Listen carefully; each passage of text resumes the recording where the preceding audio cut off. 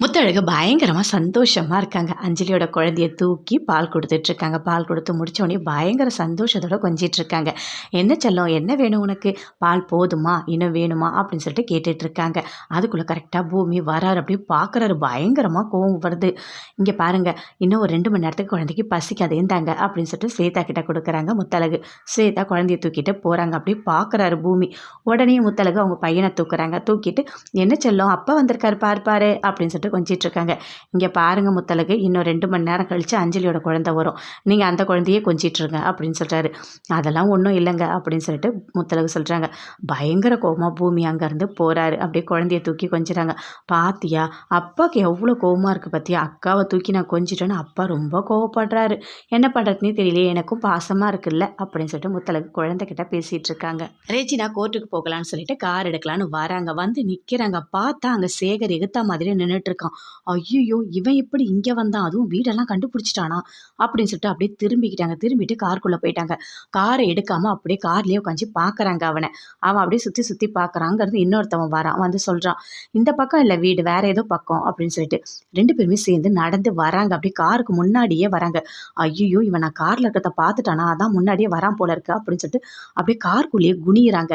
அவன் கீழே குனிஞ்சு ஒரு 10 ரூபாவை எடுக்கிறான். எடுத்துட்டு, "10 ரூபாய் ஏதோ பீடிக்கு ஆச்சு" அப்படின்னு சொல்லிட்டு எடுத்து பாக்கெட்டில் வச்சுட்டு போகிறான். அப்பா இதுக்கா வந்தான் இவன் அப்படின்னு சொல்லிட்டு அவன் அங்கேருந்து பைக் எடுத்துகிட்டு போயிட்டான்.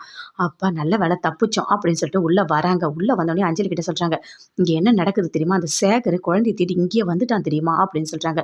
"ஐயோ, என்னம்மா சொல்கிற? வந்தா வரட்டும் விடுமா, முத்தழகு குழந்தை தானே, தூக்கிட்டு போட்டோம் விடு" அப்படின்னு சொல்லிட்டு அஞ்சலி சொல்கிறாங்க. "ஏய் அஞ்சலி, என்ன பேசிகிட்டு இருக்க? அந்த குழந்தை சேகரோட குழந்தைன்னு பூமிக்கு தெரிஞ்சா என்ன ஆகும் தெரியுமா? நீங்க நானும் இங்கே இருக்கவே முடியாது" அப்படின்னு சொல்கிறாங்க. "சரிம்மா, இப்போ என்ன பண்ண சொல்கிற? இப்போ என்ன தான் பண்ணுறது?" அப்படின்னு சொல்லிட்டு அஞ்சலி கேட்குறாங்க. "அதுக்கு என்கிட்ட ஒரு வழி இருக்குது. அந்த குழந்தைய நம்ம கடத்திடலாம்" அப்படின்னு சொல்லிட்டு ரெஜினா சொல்கிறாங்க. "என்னம்மா சொல்கிற? பச்சை குழந்தை அது, அதை போய் கடத்தலான்னு சொல்கிற? ஏம்மா இப்படிலாம் பண்ணுற?" அப்படின்னு சொல்லிட்டு அஞ்சலி சொல்கிறாங்க. "இங்கே பாரு, உன் வாழ்க்கை நல்லா இருக்கும்னா இப்படிலாம் பண்ணி தான் ஆகணும். நல்ல ஒரு வாய்ப்பு நமக்கு கிடைச்சிருக்கு. உங்கள் 2 பேரும் கோயிலுக்கு வர சொல்லியிருக்காங்க. குழந்தைய மாற்றிக்கலான்னு சொல்லியிருக்காங்க. அந்த தத்து கொடுக்கும்போது அவங்க தனியாக வரும்போது குழந்தைய தூக்கிடலாம். குழந்தையோடு அவள் கோயிலுக்கு போகவே கூடாது. அவள் தனியாக தான் கோயிலுக்கு வருவா" அப்படின்னு சொல்லிட்டு ரெஜினா சொல்கிறாங்க. "அம்மா இதெல்லாம் பாவமா, இதெல்லாம் வேண்டாமா" அப்படின்னு அஞ்சலி சொல்கிறாங்க. "இங்கே பாரு, வாயை மூடு. குழந்தைய நம்ம எதுவும் பண்ண போகிறதில்ல. ஏதாவது ஒரு ஆசிரமத்தில் விட்டுறலாம்" அப்படின்னு சொல்கிறாங்க ரெஜினா. "சரி, எப்படிம்மா பண்ண போகிற?" அப்படின்னு சொல்லிட்டு அஞ்சலி கேட்குறாங்க. "நான் தயாவுக்கு ஃபோன் பண்ணுறேன். தயா கிட்ட ஹெல்ப் கேட்கலாம்" அப்படின்னு சொல்கிறாங்க. "அம்மா, குழந்தை விஷயத்தை போய் அவர்கிட்டலாம் சொல்லாதம்மா, கம்முன்னு இருமா" அப்படின்னு அஞ்சலி சொல்கிறாங்க. "இங்கே பாரு, அவர் தான் கரெக்டான ஆள். இதெல்லாம் கரெக்டாக பண்ணுவார்" அப்படின்னு சொல்கிறாங்க. "சரி இரு, நான் ஃபோன் பண்ணுறேன்" அப்படின்னு சொல்லிட்டு ஃபோன் பண்ணுறாங்க. தயா அட்டன் பண்ணி பேசுகிறாரு. "எப்படி இருக்கீங்க?" அப்படின்னு சொல்லிட்டு கேட்குறாரு.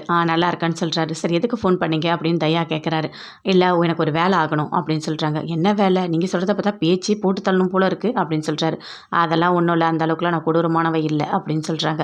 "எனக்கு என்னென்னா, இப்போ ஒரு குழந்தைய கடத்தணும். அதுவும் ஒரு சின்ன குழந்தை, பச்சை குழந்தைய கடத்தணும்" அப்படின்னு சொல்கிறாங்க. அதை கேட்டோடனே பயங்கரமாக ஷாக் ஆகுறாரு தயா. "எதுக்கு, ஏன் இதெல்லாம் பண்ணணும்?" அப்படின்னு சொல்லிட்டு. "உங்களுக்கு தான் பெண் குழந்தை பிறந்திருக்குல்ல, அவங்களுக்கு ஆண் குழந்தை பிறந்திருக்கு. இப்போ உங்களுக்கு என்ன பிரச்சனை?" அப்படின்னு சொல்லிட்டு கேட்குறாரு. "விட்டுட்டு போங்க, அந்த குழந்தை அப்படியே இருந்துட்டு போட்டோம்" அப்படின்னு சொல்கிறாரு. அதுக்கு ரெஜினா சொல்கிறாங்க, "இல்லை இல்லை, அந்த குழந்தைய நம்ம கடத்தி ஆகணும்" அப்படின்னு சொல்லிட்டு. "நீங்கள் கடத்திட்டு எதுவும் பண்ண வேண்டாம். உங்களுக்கு ஆந்திரா தெரியும்ல, அங்கே ஏதாவது ஒரு ஆசிரமத்தில் சேர்த்து விட்டுருங்க. அதுக்கு எவ்வளோ பணம் செலவானாலும் நான் கொடுக்குறேன். ஆக மொத்தம் நீங்கள் இதை பண்ணி தான் ஆகணும். உங்களோட பெரிய பையன் ஆயுள் தண்டனை இல்லாமல் சீக்கிரமாக வீட்டுக்கு வரதுக்கு நான் எல்லா ஏற்பாடும் பண்ணுறேன்" அப்படின்னு சொல்கிறாங்க ரெஜினா. "ஓ அப்படியா, சரிம்மா, நீங்கள் சொன்ன மாதிரி நான் பண்ணிடுறேன்" அப்படின்னு சொல்லிட்டு தயா சொல்கிறாரு. அதை கேட்டோன்னே அஞ்சலி பயங்கரமாக ஷாக் ஆகுறாங்க. "என்னம்மா நீ இப்படிலாம் பண்ணிகிட்டு இருக்க?" அப்படின்னு சொல்லிட்டு. "ஏய், நான் பண்ணுறது எல்லாமே அர்த்தம் இருக்கும். நீ இப்போ என்ன தெரியுமா பண்ணுற? போயிட்டு கீழே போயிட்டு பேச்சுக்கிட்ட சொல்லு. கண்டிப்பாக நான் குழந்தைய தத்து கொடுக்க எனக்கு சம்மதம் போய் சொல்லு போ" அப்படின்னு சொல்லிட்டு ரெஜினா சொல்கிறாங்க. அதே மாதிரி பேச்சு கீழே சாப்பிட்டுட்டு இருக்காங்க. அஞ்சலியும் வராங்க, வந்து சாப்பிட்றாங்க. "என்ன கீழே வந்து சாப்பிட்ற?" அப்படின்னு சொல்லிட்டு பேச்சு கேட்குறாங்க. "இல்லை, சும்மா தான் ஆண்டி, வந்தவங்க கிட்ட பேசணும்" அப்படின்னு சொல்லிட்டு இருக்காங்க. அதுக்குள்ளே முத்தழகும் வராங்க. "என்ன பேசணும்?" "இல்லை, நீங்கள் குழந்தைய தத்து கொடுக்க சொன்னீங்கல்ல, எனக்கு மனப்பூர்வமாக சம்மதம். நான் தத்து கொடுக்குறேன்" அப்படின்னு சொல்லிட்டு அஞ்சலி சொல்கிறாங்க. "என்ன திடீர்னு ஒத்துக்கிட்டேன்? இதுக்கு முன்னாடி வேண்டான்னு சொன்னேன்." "இல்லை, எனக்கு ஏதோ சாமி வந்து சொன்ன மாதிரி இருக்குது. குழந்தையோட விஷயம் இல்லை, அதனால் விளையாட வேண்டாம். கண்டிப்பாக நான் ஒத்துக்கிறேன்" அப்படின்னு சொல்லிட்டு அங்கேருந்து போகிறாங்க. அப்படியே முத்தழகு பார்க்குறாங்க. "என்ன இவ திடீர்னு ஒத்துக்கிறா?" அப்படின்னு சொல்லிட்டு பேச்சு கேட்குறாங்க. "அதாம்மா, எனக்கு ஒன்றுமே புரியல. இவங்க அவ்வளோ சீக்கிரம் மனசு மாறுறவங்க கிடையாது. ஏதோ தப்பாக இருக்கே" அப்படின்னு சொல்லிட்டு முத்தழகு சொல்கிறாங்க. சரி விடு முத்தழகு ஏதோ ஒத்துக்கிட்டாச்சுல அது போதும் சரியா? அவர் என்ன சொன்னாரோ ஜோசியர் அதே மாதிரி நம்ம பண்ணிடலாம் அப்படின்னு சொல்கிறாங்க. முத்தழகு அப்படியே யோசிச்சுட்டே போகிறாங்க. அப்போ கரெக்டாக அஞ்சலி மேலே போயிட்டு ரெஜினா கிட்ட சொல்கிறாங்க, அம்மா நீ சொன்ன மாதிரியே சூப்பராக கீழே போய் சொல்லிட்டு வந்துட்டேன். என் குழந்தைய தத்து கொடுக்க எனக்கு சம்மதம்னு சொல்லிட்டேன் அப்படின்னு சொல்கிறாங்க. சரி கரெக்டான வழி பண்ணுறேன். அந்த குழந்தை போகிற வழியில் சூப்பராக கடத்திடலாம் நாம. கண்டிப்பாக 2 பேரும் ஒன்றா இருக்க மாட்டாங்க.